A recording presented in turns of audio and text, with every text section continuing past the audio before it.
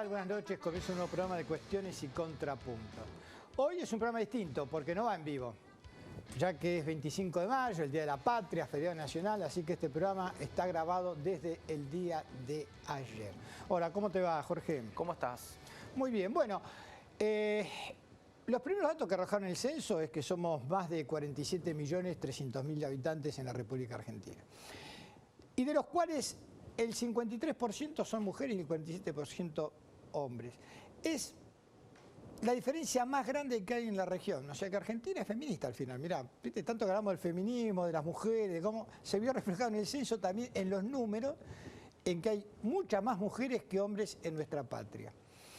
Y otra cosa que arrojó, que a mí me llamó la atención, ¿no? Y en una muy buena nota que hizo el periodista Turi Coleman, arrojó que en el censo anterior, los chicos que nacían en el norte de nuestro país tenían 4 años menos en promedio de vida que los que nacían en la ciudad autónoma. Y esta vez la diferencia se achicó. Es 2 años, ¿no?, que tienen menos de vida los niños que nacen en el norte. Y no habla de que precisamente se bajó la calidad de vida en la ciudad autónoma, sino precisamente que se mejoró la calidad de vida de los chicos que nacen en el norte de nuestro país. Y es un dato muy interesante para reflejar también cómo en 10 años algunas políticas mejoraron, ¿no es cierto?, esta posibilidad de los infantes en nuestro país. Es más que importante este dato, y fuera de cámara nosotros hablábamos, incluso de la semana pasada, que vos decías que íbamos a estar rozando los 47 millones de personas. Eso está muy bueno saberlo, entenderlo. Yo pensé que íbamos a llegar casi a los 50 millones. Igual es una población mucho más que interesante la de Argentina, no solamente por el contexto que tiene en la región, con el peso político, específico, estratégico y demás, que también se enmarca en estos datos duros, ¿no? Que es lo que ahora el gobierno, con todo esto sobre la mesa, son las políticas públicas que va a tener que tomar en estos próximos meses y años de definiciones. No solamente este gobierno, sino los que vendrán, porque esto es el sustento y la base de cuestiones netamente ligadas a la política, a lo social, a lo ambiental, a lo formativo, a lo educativo, que los próximos gobiernos van a tener que tener en cuenta. Así es. Bueno, y otro, cambiando de tema, que es solo que lo están dejando al presidente. Y no me refiero solamente, por un lado está la oposición, que lo iba atacando, porque la oposición cuanto peor, mejor para ellos, porque dice, bueno, en cuanto a la gente esté con más bronca, con problemas, la inflación le repercuta en su bolsillo, tenemos más chance de ganar en el 2023, piensa la oposición, a tal punto que ya no disimulan qué es lo que van a hacer en caso de ser gobierno, ¿no? Entonces vemos a Rodríguez Larreta, por ejemplo, que sale a decir que la reforma laboral tiene que ser inminente, bajo el argumento que es la forma de que haya más trabajo. O sea, para ellos, para que haya más trabajo, hay que precarizar el trabajo. La verdad, están diciendo abiertamente que, por un lado, vos tenés que ir pagándote tu propia indemnización. O sea, mientras estás trabajando vas pagando de tu salario una parte a un fondo, que el día que te rajen del trabajo, el salario lo vas a tener. O sea que vos te pagás tu indemnización. Es su posición más que firme, más que concreta. Ya lo hacen abierto a los medios. Antes lo decían en voz baja para que no caiga mal, sobre todo en la clase media. Una clase media que ya lo empieza a mirar de reojo, porque son estas cuestiones, estas conquistas que históricamente el trabajador ha tenido, y bueno, si ya se empieza a poner en tela de juicio. No es tampoco para desmerecer. Ayer estuvo Macri hablando por uno de los grandes medios afines, lo vuelve a subir al ring a Hugo Moyano y a hablar del sindicalismo, porque esto también va en una lógica conceptual que tiene el PRO, no digo la coalición Cambiemos, que en muchos casos piensan más o menos igual. Pero el PRO hace mucho hincapié en lo conceptual, en que el trabajador se tiene que defender por sí mismo, los gremios ya no tienen que existir, y es una matriz que lo van a proponer dentro de un año en una contienda electoral. Cuestión que no es menor cuando tengamos que desmenuzar y hablar y conocer aún más quiénes van a ser los candidatos. Es claro, en resumidas cuentas, tu bronca te puede llevar a votar a los que van a ir en contra de tus derechos, resumiendo un poco el tema. Y también, por ejemplo, Ayeto, que sale a decir, bueno, vamos con una metralla a la provincia de Buenos Aires, hay que entrar con una metralla. Esto habla lo que ocurre en algunos países, ¿no? Donde se han militarizado las fuerzas de seguridad. Ahora, cuando vemos esta militarización, por ejemplo, que se da en Colombia, en Brasil, en la zona de la favela, en Chile con los carabineros, vemos que paralelamente con lo que decía, mirá, yo estuve hilando todo, Susana Jiménez, que decía que a los que se manifiestan en la calle hay que tirarle con gas. O sea, recordemos la imagen de Chile, de lo que fueron esas manifestaciones, de la cantidad de muertos que hubo, de heridos, de mutilados. Gente que perdió una pierna y gente que le apuntaban a la cara para hacerle perder la vista. Mucha gente quedó con un ojo menos o directamente ciega en las manifestaciones de Chile de hace un par de años. Bueno, esto es lo que están proponiendo. Y cuando Florencia Guietto dice esto de entrar a la provincia de Buenos Aires con una metralleta, al lado estaba Margarita Stolbizer. Uno piensa, bueno, Margarita Stolbizer debe tener otra forma de pensar. No dijo nada. No le salió al ruedo a decir, no, la verdad que yo no estoy de acuerdo. Se cayó la boca. Con esto que quiero decir, que para mí no hay halcones ni palomas. Para mí, Rodríguez Larreta, Macri, Patricia Bullrich y todo lo que a ustedes les gusten son exactamente lo mismo. Piensan exactamente lo mismo. Es distinto collar, pero el perro sigue siendo el mismo. Sí, sí, claramente. Y yo hago alusión un poco a lo que vos dijiste casi en el comienzo, que Alberto está cada vez más solo y en algún punto era lo que se preveía, que la toma de decisiones entre estas fracturas que eran visibles, más allá de que Cristina, cuando tuvo la oportunidad de hablar, la vicepresidenta, le puso paños fríos, sí marcó una cierta diferencia conceptual en base a lo económico, pero que ruptura no iba a haber. Y en cuanto se preveía, a lo que voy es que le han pedido ya a Alberto que tome algún tipo de definiciones. El que quiere estar en el gobierno, que esté; el que no quiere estar, que no esté. Lo manifestó Aníbal, lo manifestaron muchos portavoces del gobierno. Y el que salió un poco a poner también estos mantos de piedad y que no hay ningún tipo de batalla interna fue Gabriel Catopodis, que está en todos los medios, es el portavoz oficial explicando que hay que basarse más en la gestión que en las contradicciones que políticamente el gobierno manifiesta. Sí, y el que quiere evitar y trabaja para evitar la ruptura. Ahora, dijimos la oposición. Sabemos, vos lo dijiste, en el frente interno hay muchos sectores que evidentemente están disgustados con el accionar del gobierno y piensan que tiene que tomar otro ritmo o otro cariz Alberto Fernández. Pero incluso, yo voy más allá, lo descuidan a Alberto Fernández los propios que se dicen albertistas o que están en el gobierno. ¿Por qué digo esto? Porque el viernes pasado, por ejemplo, en Esteban Echeverría, Gerardo Martínez, el hombre que está al frente de la UOCRA. La UOCRA es un gremio que con Alberto Fernández en el gobierno recuperó más de 100.000 puestos de trabajo. Es un gremio que, dado a que la obra pública se intensificó, está viendo que hay trabajo, gente que no tenía cómo llevar el sustento a su casa todos los días, hoy está muy contento. Es un gremio que se ha visto beneficiado, su gente se ha visto beneficiada. Ahora, hacer un acto de apoyo al presidente en un marco en realidad con poca gente, y no solo eso, sino en un marco políticamente hablando, no había ni un intendente del conurbano bonaerense, un solo gobernador, Uñac, presente, y no solo no estaban los ministros, digamos, del ala kirchnerista del gobierno, sino que también faltaban ministros albertistas, con lo cual el presidente estaba más solo en ese acto, ese viernes, que habla de su debilidad. Es más, yo ayer lo escuchaba de Elía, un hombre que saca patente de kirchnerista de la primera hora y que hoy apoya fervientemente a Alberto, que entre los argumentos que decía es porque yo siempre voy a estar al lado del más débil. Bueno, con esos apoyos no digamos nada. O sea, en realidad no lo están cuidando tampoco Alberto Fernández ni los propios que dicen estamos con vos. Yo creo que a veces, siendo más papita que el Papa en esto de ayudarlo, lo que le están tirando es un ancla en algunos casos. En otros casos, como fue el día de hoy, cuando Alberto presentó a su equipo económico, hoy quien tuvo la oportunidad de verlo hace horas, estuvo hablando con su equipo económico, dando el respaldo y diciendo esto es por donde vamos a ir. Habló de Feletti, de la salida de Feletti, le agradeció por todo el aporte.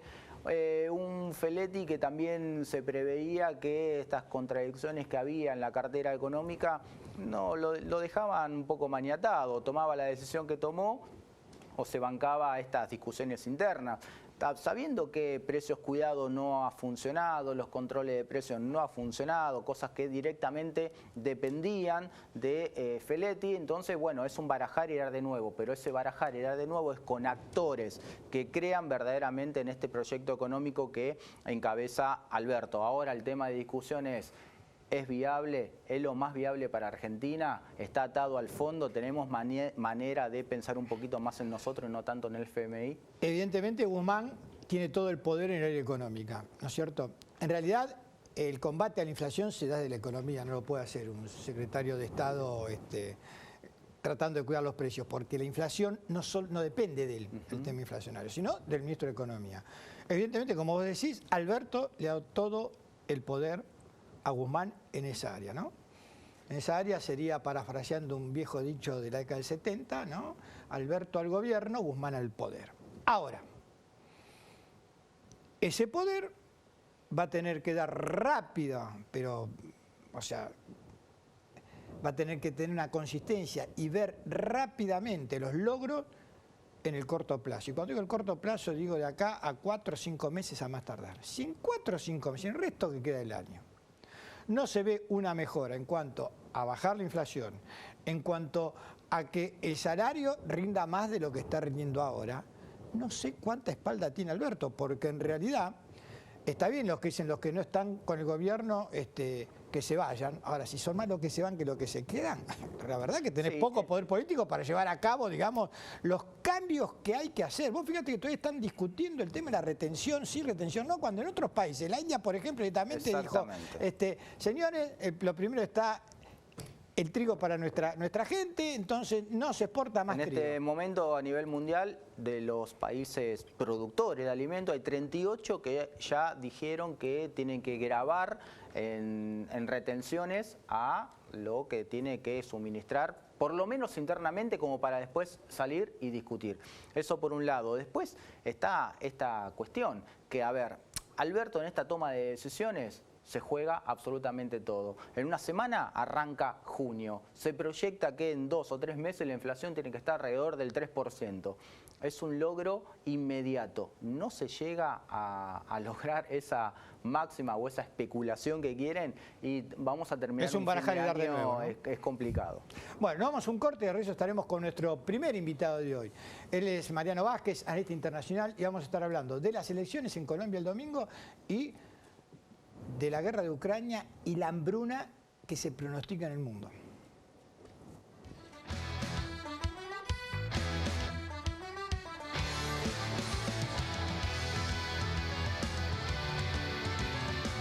En Pilar estamos más cuidados, porque trabajamos para que estés bien y tengas la mejor atención. Pilar presente con futuro.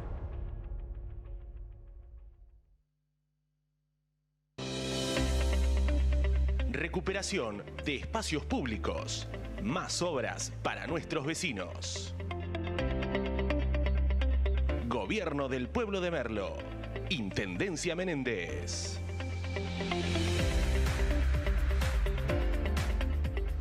Morón en obras. Estamos asfaltando las calles del partido, poniendo en valor las plazas y los espacios públicos, renovando la iluminación de todos los barrios. Continuamos construyendo el Morón que soñamos. Municipio de Morón, corazón del oeste. Seguinos en nuestras redes sociales y entérate de todas las actividades legislativas.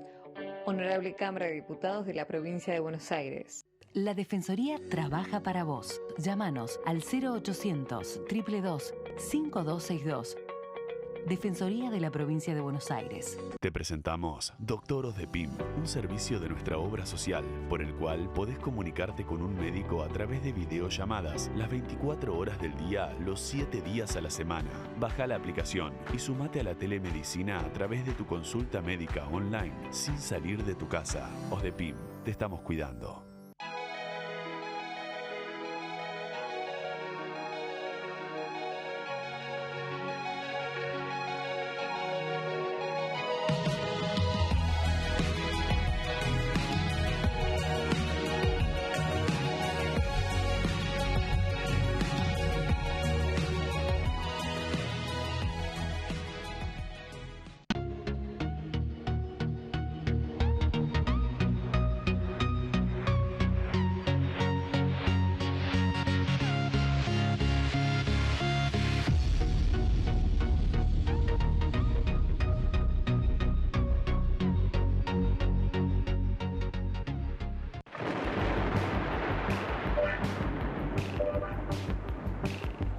El auto que estás buscando está en Juan Manuel Automotores.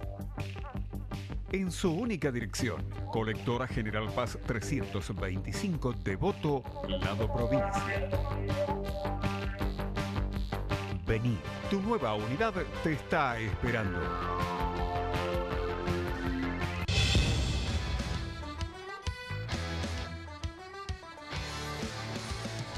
Y continuamos aquí en Cuestiones y Contrapuntos. Estamos con nuestro primer invitado del programa de hoy, Mariano Vázquez, analista internacional. Gracias por estar acá, Mariano. Carlos, un gusto. ¿Cómo estás? Una elección importante la de el domingo en Colombia, pues si en todas las elecciones son importantes, es la primera vez que en Colombia se puede dar que, surja un nuevo presidente, por ahí no en esta elección, porque por ahí van a votar, pero de la izquierda, como Gustavo Petro. Exactamente. Pensemos en más de 200 años de vida republicana y por primera vez en su historia hay una opción muy cierta de que una opción de izquierda sea gobierno en un país generalmente azotado por gobiernos de derecha, por una violencia constante, la guerra de los 1000 días, la guerra entre liberales y conservadores, la aparición de las guerrillas en Marquetalia, después las opciones de la FARC, del ELN, también hablamos obviamente del narcotráfico, y el paramilitarismo. Y la cantidad de muertes de precandidatos que cuando tenían alguna chance los limpiaban, digamos. Exactamente, el caso Jaramillo, el caso de la Alianza M19, hubo 3 candidatos a presidenciales asesinados, 5.000 candidatos de la Unidad Popular en aquellos años entre mitad de los 80 y principios de los 90, 2 candidatos a presidente, diputados, concejales, fue impresionante la masacre. Mariano, ¿es casualidad que los principales candidatos, digo Petro, Fico Gutiérrez y Roberto Hernández, hayan sido alcaldes, uno de Bogotá, otro de Medellín, el otro de Bucaramanga, pero que hayan sido alcaldes? Es habitual en Colombia eso, de que muchos de los que terminan siendo candidatos hayan pasado por algún cargo electivo previamente. Eso es bastante común. ¿Ejecutivo? Sí, ejecutivo, sí, es bastante común. Y además Bogotá, hablamos efectivamente, como decimos, de una tradición de gobiernos de derecha y gobiernos de ultraderecha, si hablamos los casos de Uribe y en este caso del actual presidente Iván Duque, muy vinculados además a las milicias, al paramilitarismo, muy pesado eso, pero Bogotá siempre tuvo esa característica de quizás ir en contra del signo político nacional. La capital del país sí de haber tenido alcaldes progresistas. Ahora, ¿qué significa un cambio de paradigma en Colombia para la región y en sí para el país, no? Pues para el país creo que es muy importante cortar el ciclo de violencia, eso es fundamental. Si uno se pone a pensar, Siria está hace 11 años en una guerra interna muy fuerte con la presencia del terrorismo de ISIS y de Al-Qaeda, y es el país con más desplazados del mundo. El segundo país con más desplazados del mundo es Colombia. Estamos hablando de un país que hoy tiene 51 millones de habitantes, entre 7 y 8 millones han sido desplazados internamente producto de la violencia. más de 1000 asesinatos desde la firma de los acuerdos de paz en 2016 hasta la fecha, entre defensores de derechos humanos, dirigentes sindicales, dirigentes sociales y ex integrantes de la FARC que se acogieron al proceso de paz. Si contamos desde los 70 en adelante, 3.300 asesinatos de sindicalistas, dirigentes sindicales. Es decir, un nivel de violencia más sumado a las BACRIM, producto de la salida de la FARC de sus territorios, las bandas criminales tomaron esos territorios y hoy son tierra de bandas criminales que azotan a las poblaciones y por eso continúa ese éxodo, sobre todo en las zonas rurales. O sea, internamente el cambio puede ser brutal en términos positivos para terminar con una violencia sistemática que parece que además no tiene eco mediático, no tiene eco en los organismos internacionales, como sí ocurre con otros países. ¿Por qué el siglo XX, que fue un siglo de procesos inmigratorios en América del Sur, sobre todo en todos los países costeros, ¿no es cierto? En Colombia no se dio ese proceso inmigratorio. Se dio más en Perú, en Chile, o por supuesto en Argentina, Brasil, Uruguay. Hubo un proceso migratorio muy fuerte hacia Venezuela de colombianos. No, pero no precisamente que en Colombia hubiesen entrado gente de afuera, digamos, a vivir a Colombia. Cuando hubo proceso migratorio. Entiendo. O sea, de otros. Claro. Y en Colombia no, me llamó la atención ese dato, digamos. Sí, salvo de venezolanos, ¿no? Salvo de venezolanos, pero por digamos, no hay proceso inmigratorio en Colombia, hacia Colombia. Yo creo que tiene que ver con esta situación. Además, tenemos una situación de desempleo de 2 dígitos. Recordemos el paro nacional por la vida y por la paz. Todos tenemos en la memoria quizás lo de Chile, pero de octubre de 2019, pero muy cercano en el tiempo, Colombia también inició un proceso de estallido y rebelión popular que también derivó en unas represiones brutales. Estamos hablando de cerca de 70 muertos, agresiones sexuales por parte de fuerzas de seguridad a manifestantes, detenciones ilegales, hasta desapariciones. Es una situación muy pesada la que hay de represión en Colombia y de situación económica. ¿Hay preocupación por qué es lo que hará el ejército en caso de que Petro sea el ganador en estas elecciones?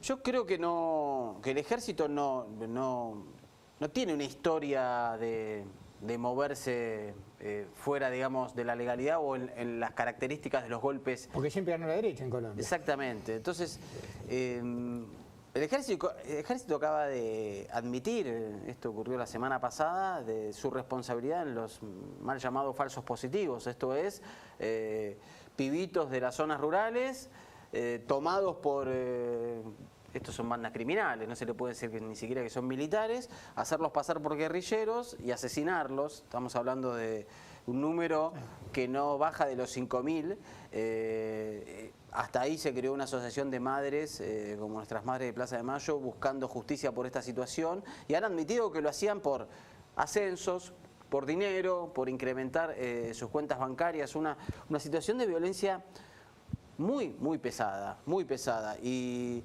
además Colombia tiene otra situación de geoestratégica, que es la presencia de las bases militares de Estados Unidos, el rol que juega Estados Unidos con esas bases militares, con el Plan Patriota, con el Plan Colombia, que es con la excusa del combate contra el narcotráfico, algo que cada vez que Estados Unidos está en el medio, eso falla, porque Colombia sigue siendo el país con más producción de hectáreas de coca, que van más para el cultivo de la cocaína. Y que consume Estados Unidos. Y que consume, bueno, eso es un tema para hablarlo, ¿no? Porque buscan narcotraficantes en todo el mundo, pero alguna vez nos tenemos que preguntar si el país que consume la mitad de las drogas del planeta no tiene carteles de droga ahí adentro, ¿cómo se distribuye? ¿Solita? Exactamente. Chile viene últimamente de Boric, ha ganado las elecciones, ya lo conocemos, joven también, de un destino de izquierda, importante para la región, importante Chile. Si se concreta lo de Colombia,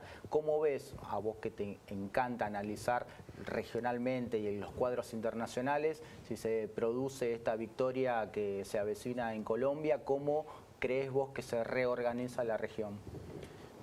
Bueno, tenemos ahora en junio la Cumbre de las Américas, organizada por Estados Unidos, que va a ser en su territorio. Pero ya tiene problemas porque quiere generar exclusiones. Creo que Esto lograría un equilibrio mayor en la región.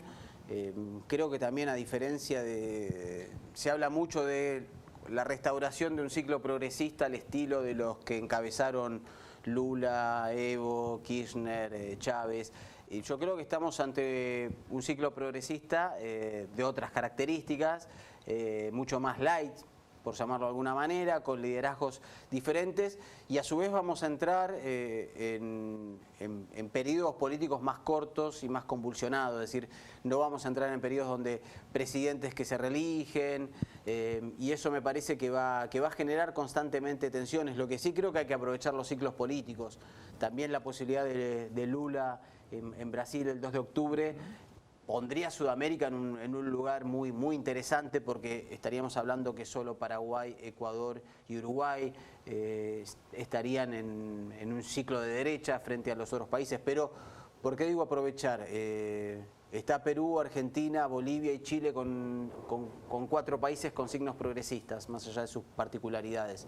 En esos países está el 85% de las reservas de litio.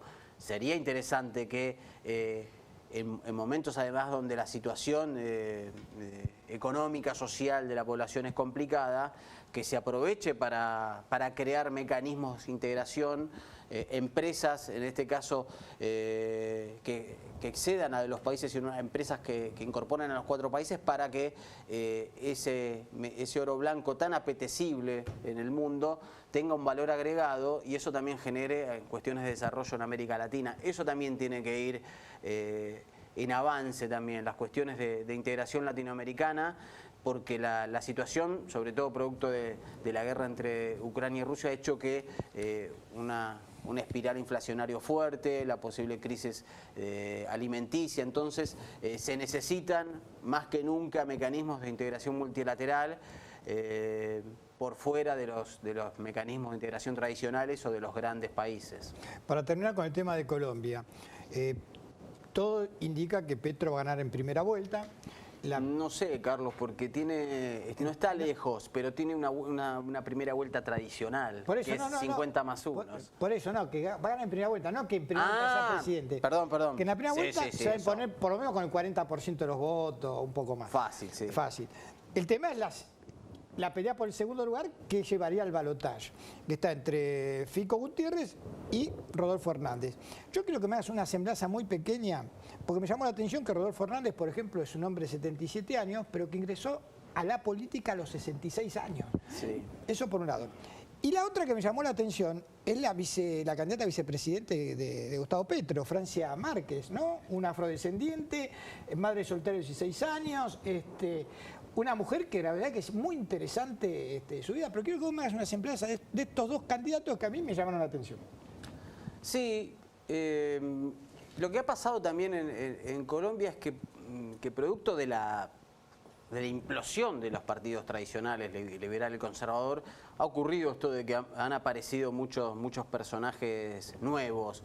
El caso de la vice de Petro es muy interesante porque además ubica, y me parece que es lo más interesante, ubica en el tintero a una persona de los colectivos o juzgados permanentemente en Colombia, como es el colectivo afro, además del colectivo indígena y las zonas rurales. Entonces es muy importante y habla también de un cambio de tiempo, ¿no? Aunque ahora con la bajada de Ingrid Betancourt de la candidatura esta semana son 6 varones los que hay de presidente, pero es interesante porque muestra una diversidad que es necesario empezar a incorporar también en la política, ¿no? Ocurrió en Costa Rica, que tiene su primera vicepresidenta negra también. Aparte es una Francia Márquez se autopercibe feminista, o sea que una cosa es ser mujer, otra cosa también es ser feminista, ¿no es cierto? Por supuesto. Y también, bueno, el hecho de Rafael Hernández, que digo, un hombre que se dedicó a la política recién a los 66 años, me llamó la atención, digamos. Sí, un outsider, ¿no? Pero me parece que esos también son fenómenos nuevos, quizás sorprende más por su edad, ¿no? Pero son fenómenos de personajes que vienen por fuera de la política y se incorporan porque hay un sentimiento antipolítica muy marcado y esto ha ocurrido y ocurre en no solo en América Latina, sino que es un fenómeno mundial. Lo vimos con Zemmour en Francia, ¿no? Un tertuliano, ultraconservador, racista, misógino, pero con la posibilidad de un canal de televisión conservador en el cual su cara aparece e instala, y lamentablemente se blanquean también este tipo de discursos. Eso me parece también que es bastante peligroso y creo que una cosa es la renovación de la política y otra cosa es la antipolítica, porque después, bueno, las consecuencias las tenemos latentes. Mariano, te quiero invitar por hablar, ¿por qué? Porque nos quedó en el tintero el tema de Rusia, pero no el tema de Rusia y Ucrania, la guerra en sí, sino las consecuencias y la hambruna que ya está diciendo lo que se viene. Por contrariamente a lo que acá se piensa, bueno, lo peor ya pasó. En realidad lo peor parece que está por pasar. Y quería ver la forma, no sé si puede la semana que viene o si no será la otra, para ver exclusivamente ese tema, porque da para precisamente, porque yo pensé que era una guerra de corto plazo, que a nadie le convenía que se alarga, y sin embargo van 3 meses y no tiene viso de terminar en el plazo corto. No parece que vaya a terminar en el corto plazo, y además al agregarse jugadores e ingredientes, eso también muestra digamos que Finlandia me pide entrar a la OTAN. Bueno, te comprometo entonces, por supuesto, para venir a ver ese tema. Hablamos. Nos vamos a un pequeño corte y continuamos con más cuestiones y contrapuntos.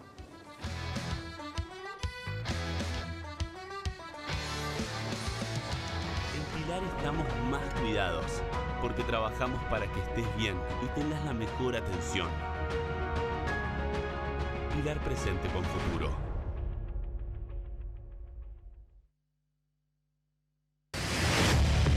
Merlo crece en seguridad. Fortalecimiento de controles y operativos en todo el distrito. Gobierno del Pueblo de Merlo. Intendencia Menéndez.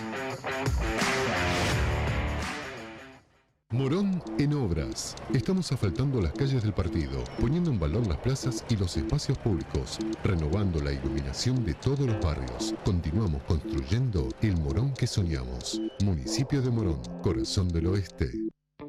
Seguinos en nuestras redes sociales y entérate de todas las actividades legislativas. Honorable Cámara de Diputados de la Provincia de Buenos Aires. La Defensoría trabaja para vos. Llámanos al 0800 222 5262. Defensoría de la Provincia de Buenos Aires. Sumate a la telemedicina a través de tu consulta médica online. OSDEPIM, te estamos cuidando.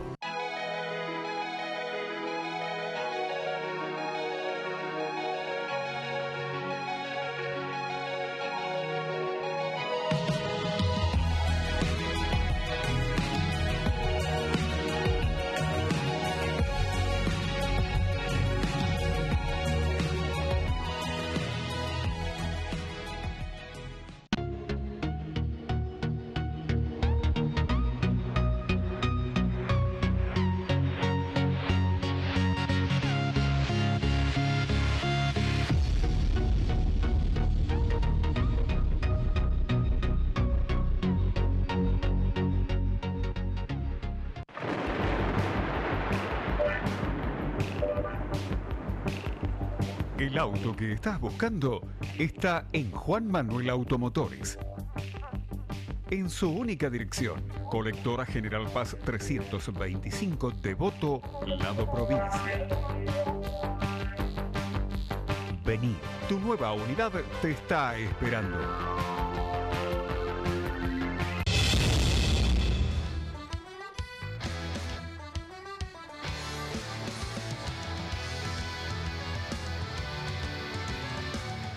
Y continuamos aquí en Cuestiones y Contrapunto y nos vamos a nuestro segmento de recorrida por el conurbano bonaerense. Y nos vamos a Morón, donde allí el intendente Lucas Gui junto al gobernador de la provincia de Buenos Aires, Axel Kicillof, despidieron a un grupo de jóvenes de la secundaria que se iban en viaje de fin de curso. Esta es la nota.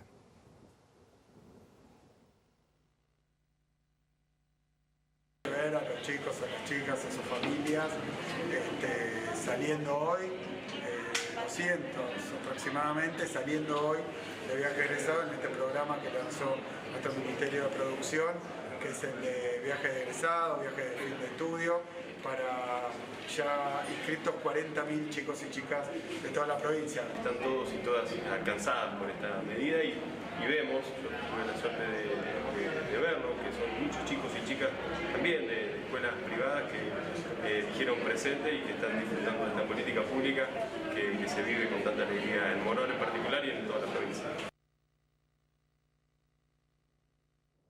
Bueno, y ahora una nota, sino que en realidad legisladores de la provincia de Buenos Aires estuvieron en los Estados Unidos. Estamos viendo una foto al respecto, donde, a ver la foto, no aparece la foto.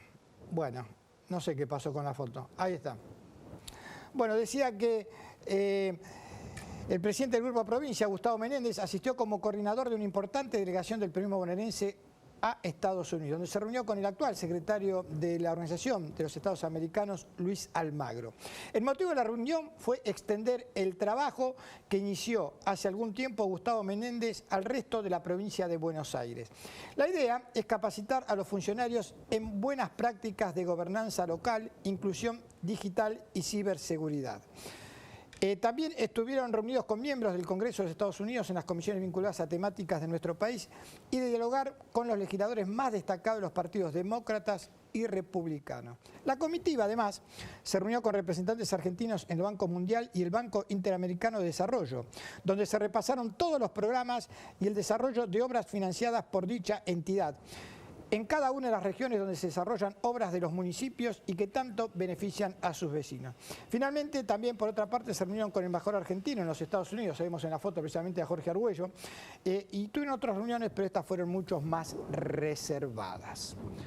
Y ahora nos vamos al municipio de Pilar, donde allí el intendente, Federico Achával, inauguró el Club Municipal Luchetti en la localidad de Villarrosa. Este es el cuarto club municipal que inaugura Federico Achával y prometió también la inauguración de un quinto club municipal en la localidad de Derqui. Esta es la nota. La verdad que muy contento, emocionado de ver a toda la comunidad viniendo acá a nuestro club municipal en el barrio Luchetti, que lo soñamos juntos. Yo me acordaba cuando hicimos la reunión de organización, el día que nos comprometimos a hacer este club y que hoy sea una realidad y que estén todos acá realmente disfrutándolo. Para nosotros es una enorme alegría, es un compromiso cumplido, es la forma que tenemos nosotros de decirle a la comunidad de Villarrosa que queremos que siga creciendo, que es la forma que tenemos de acompañarlos, hacerlo desde el lugar que nosotros sabemos, ¿no? La organización comunitaria, desde el deporte, desde la cultura, de las cuestiones sociales que son tan importantes para nuestra comunidad. Nosotros como proyecto político muchas veces nos tocó caminar clubes de barrio, que veíamos el enorme esfuerzo que hacía la comisión directiva, padres, madres que se organizaban. Y bueno, en un momento tomamos la decisión como proyecto político, con gestión de gobierno, de llevar adelante esta idea de clubes municipales que complementan esos clubes. Por ejemplo, en el del Viso, muchos de los clubes que por ahí no tienen espacio entrenan en nuestro club municipal. La idea es que estos clubes complementen ese enorme esfuerzo que se hace en muchos clubes de barrio, que sea un lugar de encuentro para esos clubes también, que en definitiva es un encuentro para toda la familia. La verdad que muy contento, emocionado. Bueno, estábamos escuchando así las palabras del intendente de Pilar, Federico Achával. Y ya está también en nuestros estudios Flavia Carteva, que tuvo un inconveniente con el tránsito y lamentablemente llegó tarde. Hola Flavia, ¿cómo andás? Hola, ¿cómo están? Muy bien, bueno, ahora vamos a tocar un tema del que se habló mucho, que es el tema del caso del jugador de Boca, ¿no es cierto? Tema convulsionado, convulsionado porque aparte no solamente que es un tema de agenda nacional que está no solamente levantado por todos los medios, sino que es ya una cuestión que no se tiene ni que discutir, ¿no? Pero también hay que salvar estas justicias mediáticas a veces que se producen sin que el jugador todavía no ha emitido palabra, no ha emitido sonido. Sí, por otro lado, ¿no es cierto? Lo juzgamos como si fuese alguien que viene de otro planeta y no producto de nuestra sociedad, ¿no? Sí, también, bueno, tener en cuenta que hasta tanto el juicio no proceda, el jugador sigue gozando de su presunción de inocencia, ¿no? Entonces, al momento de pedir más una respuesta penal, bueno, la respuesta penal está siendo viabilizada. ¿Qué pasa con las otras respuestas que sí podría dar el club que no tienen que ver, por ejemplo, con cuestiones penales? Exacto, bueno, precisamente de esto hubo una nota que salió en la revista Anfibia de Sabrina Cartavia, ella la tenemos ahí vía Zoom, creo. Hola Sabrina, ¿cómo andás? Hola, ¿qué tal? Bueno, precisamente vos planteabas ¿qué es lo que tiene que hacer la institución, en este caso Boca Juniors, con respecto al jugador? Si solo es sancionarlo o tomar otro tipo de medidas, que me parece que son para discutirlas, ¿no?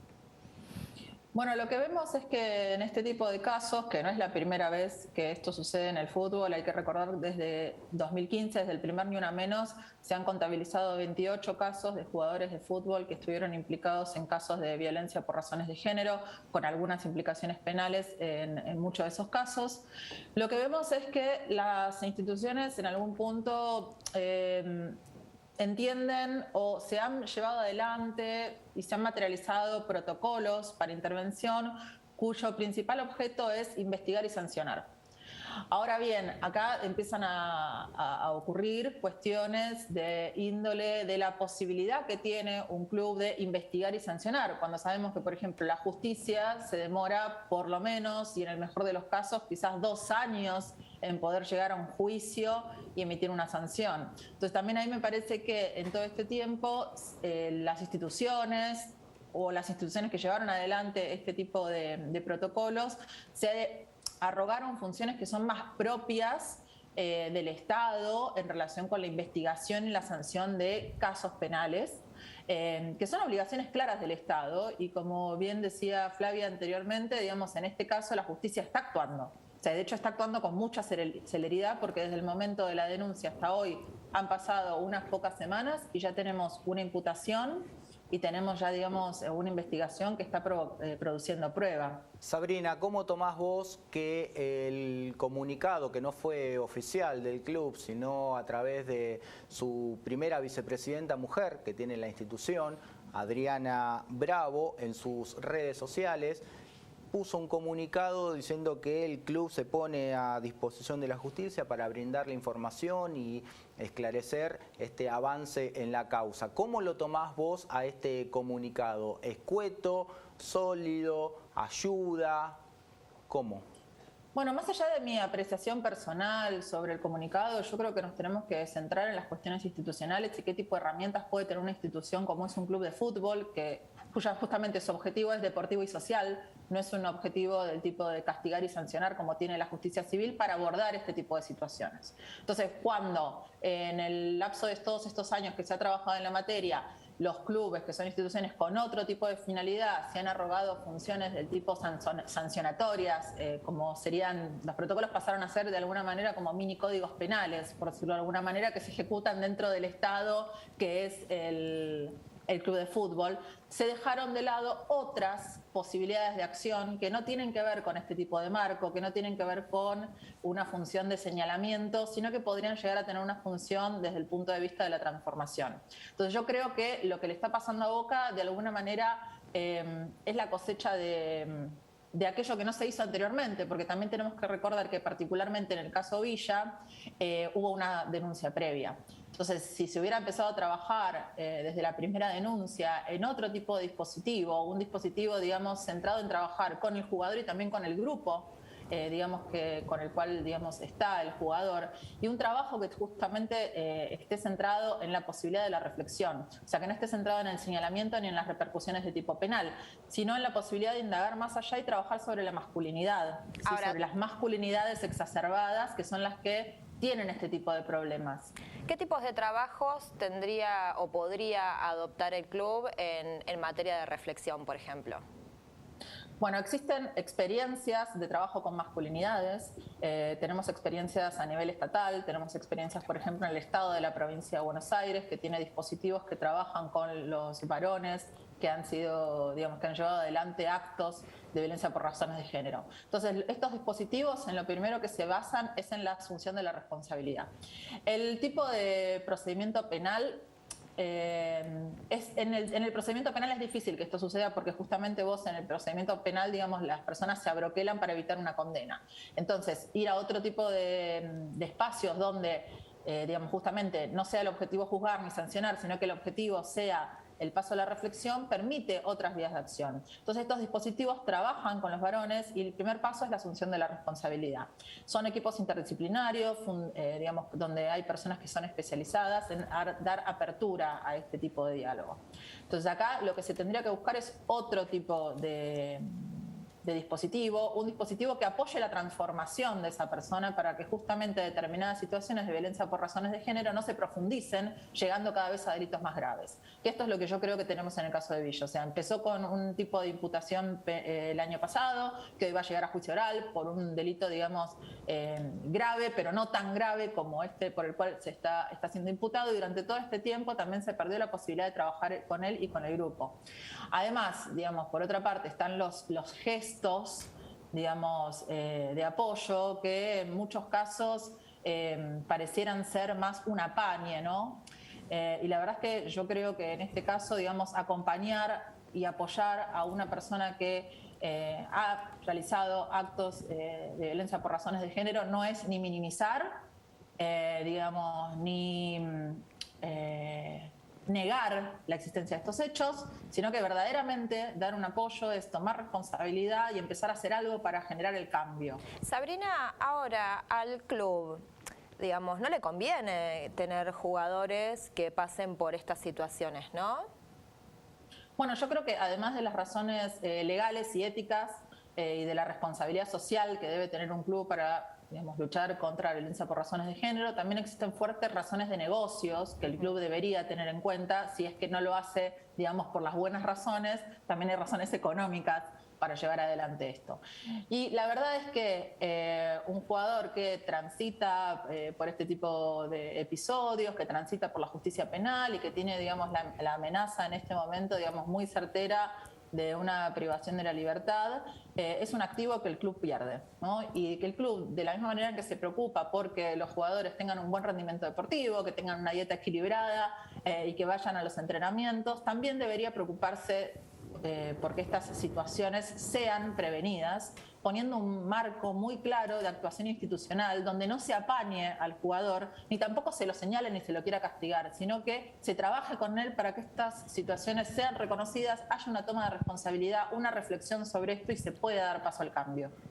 Muy bien, Sabrina, interesante lo que dijiste, y lo que me queda es que no nos tenemos que quedar solo en lo punible, sino que hay que abordar estos cambios culturales que necesita una sociedad precisamente para ser mejor. Gracias por haber estado con nosotros. No, muchas gracias a ustedes. Bueno, y pasó por las cámaras de Cuestiones y Contrapuntos Sabrina Cartavia, abogada, feminista, y una mujer que se ha dedicado hace años a estos temas. Vamos a un pequeño corte y estamos con nuestro invitado de hoy, con el último invitado, con el historiador Pablo Marchesi.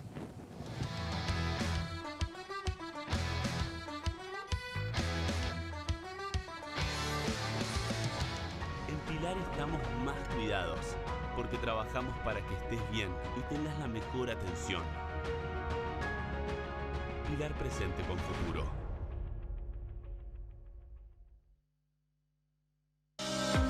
En Merlo ya aplicamos más de 900.000 vacunas contra el coronavirus.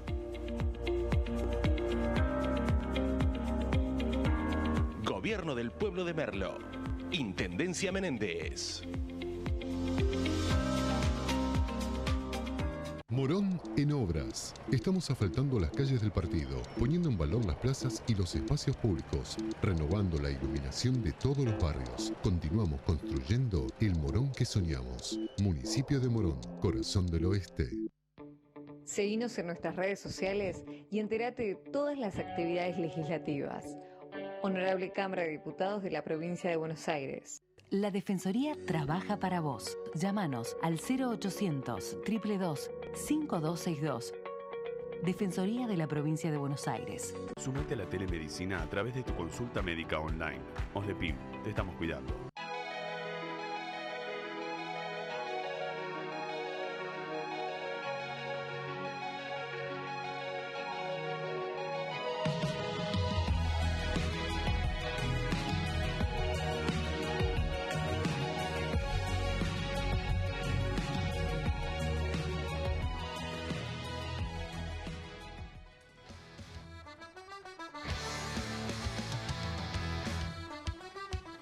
Y continuamos aquí en Cuestiones y Contrapuntos y llegamos a nuestro último momento del programa. Y queríamos hablar, hoy es 25 de mayo, es el Día de la Patria, y queríamos hablar con Pablo Marchese, historiador y amigo de la casa, que siempre, hoy vamos a tener pocos minutos por lo que veo, pero aunque sea, a ver, ¿está bien decir que el 25 de mayo es producto, entre otras cosas, de lo que ocurrió en la Buenos Aires de 1806 y 1807 con las invasiones inglesas?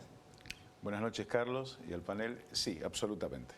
Yo estoy convencido que si no hubiesen ocurrido primero las invasiones inglesas y luego Napoleón hubiese invadido España, indudablemente estaríamos hablando, no hablaríamos de ningún tema que conocemos desde 1810 en adelante. Hubiera sido otro país, porque en algún momento se hubiera producido independencia, pero de qué manera y por qué circunstancias no lo podemos saber. Ahora, esa Buenos Aires de 1810, ¿no? Y las tropas que precisamente derrocaron al principal imperio de la época, que era el imperio inglés, eran de milicianos, no había militares formados, y al frente estaban casi siempre pero abogados o incluso gente no de formación militar, no. Sino que eran milicianos en su gran mayoría, hacia España no había aportado, digamos. Mira, prácticamente, pensemos lo siguiente, prácticamente hasta que Domingo Faustino Sarmiento crea el Colegio Militar de la Nación, no existían oficiales profesionales. San Martín era una excepción absoluta.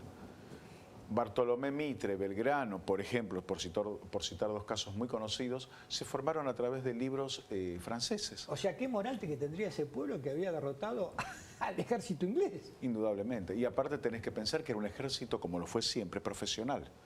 Pero fue muy criticado en particular cómo lo condujo John Wylock durante la segunda invasión inglesa. Pensá que fue degradado de manera humillante, juzgado en Gran Bretaña y privado de todos sus cargos y honores por la maniobra torpe de ingresar a la ciudad de Buenos Aires en 13 columnas el 5 de julio de 1807, que se prestó para una emboscada ideal. Y esa torpeza, te pregunto, ¿tendrá que ver con subestimar estas tierras o...? Yo creo que en parte sí, porque justamente ellos tenían en claro. Recordemos que la primera invasión es un golpe de mano que realizan las fuerzas que están en Ciudad del Cabo, en Sudáfrica, al mando de William Carl Beresford y Pope Home, la Marina, sin autorización de la corona. Se arriesgaron, ya que España estaba en guerra con Gran Bretaña y en ese momento era aliado de Francia, ¿por qué no intentarlo? Con apenas 1.600 hombres. Realmente fue un golpe de suerte, ¿no? Un coup de main, como dicen los franceses. Y sin embargo, les salió mal. Pero no se arredraron. Ellos pensaron que si lo organizaban un poco mejor y consiguieron para la segunda invasión con otro jefe, Wylock, 12.000 hombres. Pensemos que 12.000 hombres para la época era enorme para el Río de la Plata. Pero atentos, no vinieron solo a Buenos Aires, fueron a Montevideo también. Pero Wylock lo condujo con tal impericia y creo, como vos expresás, que en cierto modo subestimaron a esos, entre comillas, milicianos que demostraron mucha más entereza y resistencia de lo que ellos esperaban. ¿Y no crees que un poco también se repite posteriormente con las invasiones anglo-francesas? Vos te referís a 1848 y 1845. ¿Si nos subestimaron? En parte sí.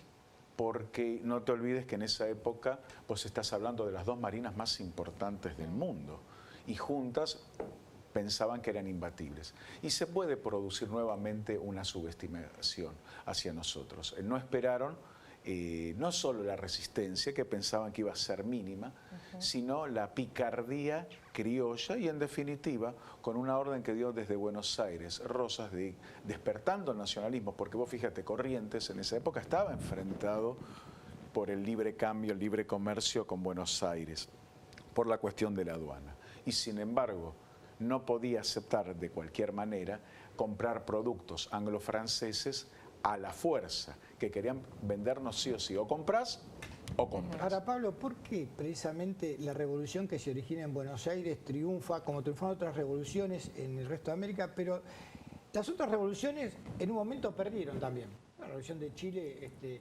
desastre de Rancagua, también la de Buenos Aires. Bolívar por eso, también estamos de Buenos Aires. ¿A qué se debe precisamente que la Revolución de Mayo haya perdurado y el ejército español nunca más pudo entrar aquí en estas tierras? Mira, hay varias teorías, pero yo creo que lo principal es que actuó de manera fulminante. Si me permitís una alegoría histórica, un salto en el tiempo, fue una Blitzkrieg, fue una guerra relámpago. O sea, no les dio tiempo. Inmediatamente, vos pensás, los 4 días se creó el Ejército Nacional. Digo Ejército Nacional 29 de mayo, ¿no? Digo nacional y no argentino porque todavía no usábamos el nombre de nuestra patria. Inmediatamente se organizaron expediciones a Paraguay, a Córdoba y al Alto Perú.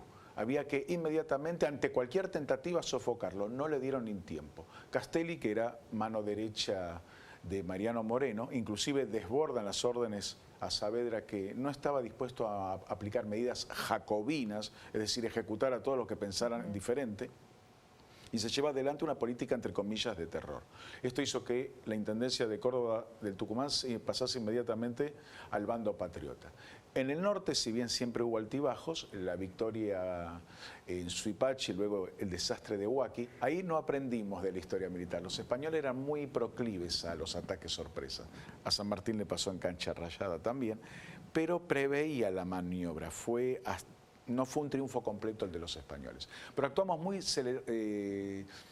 rápidamente. En el caso de Paraguay, si bien fue derrotado en Paraguarita, Coarí y Belgrano, supo lanzar una ofensiva diplomática que le dio un éxito tremendo. Y el gobernador Velasco le tuvo que ceder finalmente el poder a quien luego sería durante mucho tiempo gobernador de ese territorio, Gaspar Rodríguez de Francia. Pablo, muchas gracias por estar acá. Siempre un placer estar con ustedes. Vamos a hablar de quién, de alguien que nunca, que es Cisneros. Lo tenemos como un tontito, y en realidad Cisneros fue precisamente un militar de carrera, un marino. Sí. Después vamos a hablar vamos a hablar un día de un combatiente de Trafalgar, exactamente. Vamos a hablar algún día de Cisneros. Con mucho gusto. Gracias por haber venido. Un feliz Día de la Patria. Y a ustedes también, gracias por habernos permitido entrar en sus hogares. Y como dijo recién Pablo Marchese, feliz Día de la Patria. Nos volvemos a encontrar la semana próxima, miércoles, 22 horas, para más cuestiones y contrapuntos. Han sido ustedes muy amables.